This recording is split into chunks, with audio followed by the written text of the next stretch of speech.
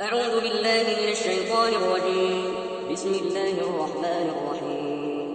صاد والقرآن ذي الذكر بل الذين كفروا في عزة وشقاق.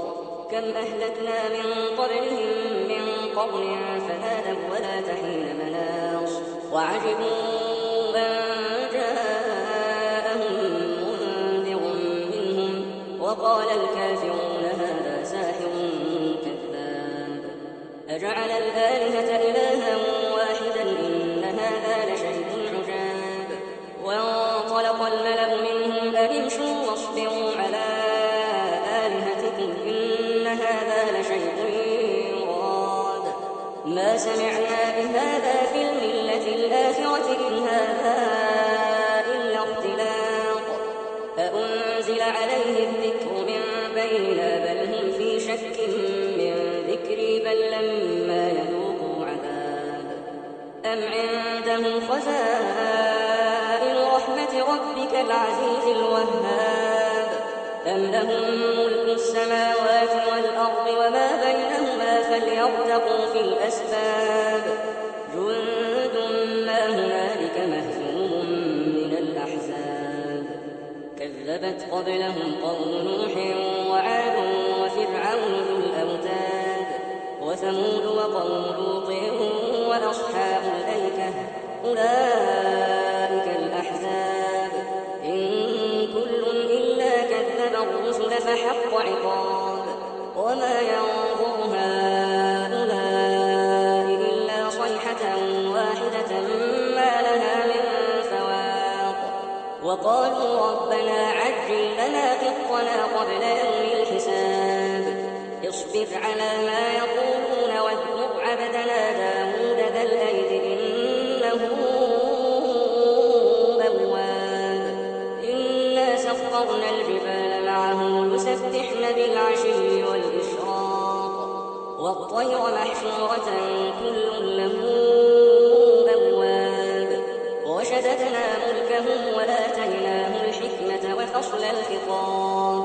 وهل أتاك نبأ الخصم إذ تسوروا المحراب إذ دخلوا على داود ففزع منهم قالوا لا تخف خصمان بغى بعضنا على بعض فاحكم بيننا بالحق ولا تشطط واهدنا إلى سواء الصراط.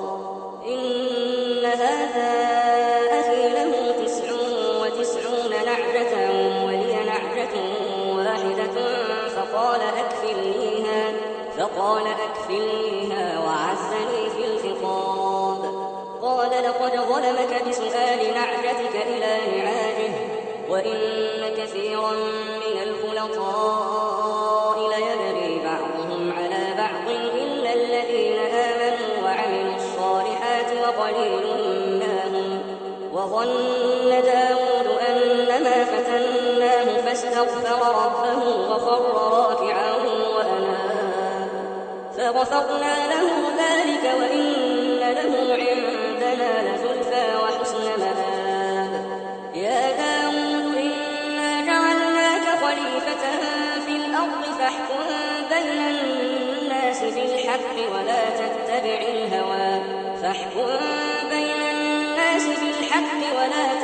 الهوى فيضلك عن سبيل الله. إن الذين يضلون عن سبيل الله لهم عذاب شديد بما نسوا يوم الحساب.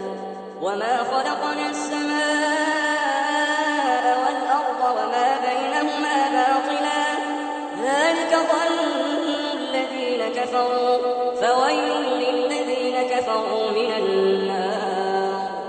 أم نجعل الذين آمنوا وعملوا الصالحات كالمفسدين في الأرض أم نجعل المتقين كالفجار. كتاب أنزلناه إليك مبارك ليدبروا آياته وليتذكر أولو الألباب. ووهبنا لداود سليمان نعم العبد إنه أواب. إذ عرض عليه بالعشي الصافنات الجياد فقال إني أحببت حب الخير عن ذكر ربي حتى توارت بالحجاب ردوها علي فطفق مسحا بالسوق والأعناق ولقد فتنا سليمان وألقينا على كرسيه جسدا ثم أناب قال رب اغفر لي وهب لي ملكا لا ينبغي لأحد من بعدي إنك أنت الوهاب فسخرنا له الريح تجري بأمره رخاء حيث أصاب والشياطين كل بناء وغواص وآخرين مقرنين في الأصفاد هذا عطاؤنا فامنن أو أمسك بغير حساب وإن له عندنا لزلفى وحسن مآب واذكر عبدنا أيوب إذ نادى ربه أني مسني الشيطان بنصب وعذاب اركض برجلك هذا مغتسل بارد وشراب ووهبنا له أهله ومثلهم معهم رحمة منا وذكرى لأولي الألباب وخذ بيدك ضغثا فاضرب به ولا تحنث إنا وجدناه صابرا نعم العبد إنه أواب واذكر عبادنا إبراهيم وإسحاق ويعقوب أولي الأيدي والأبصار إنا أخلصناهم بخالصة ذكر الدار وإنهم عندنا لمن المصطفين الأخيار واذكر إسماعيل واليسع وذا الكفل وكل من الأخيار هذا ذكر وإن للمتقين لحسن مآب جنات عدن مفتحة لهم الأبواب متكئين فيها يدعون فيها بفاكهة كثيرة وشراب وعندهم قاصرات الطرف أتراب هذا ما توعدون ليوم الحساب إن هذا لرزقنا ما له من نفاد هذا وإن للطاغين لشر مآب جهنم يصلونها فبئس المهاد هذا فليذوقوه حميم وغساق وآخر من شكله أزواج هذا فوج مقتحم معكم لا مرحبا بهم إنهم صالوا النار قالوا بل أنتم لا مرحبا بكم أنتم قدمتموه لنا فبئس القرار قالوا ربنا من قدم لنا هذا فزده عذابا ضعفا في النار وقالوا ما لنا لا نرى رجالا كنا نعدهم من الأشرار اتخذناهم سخريا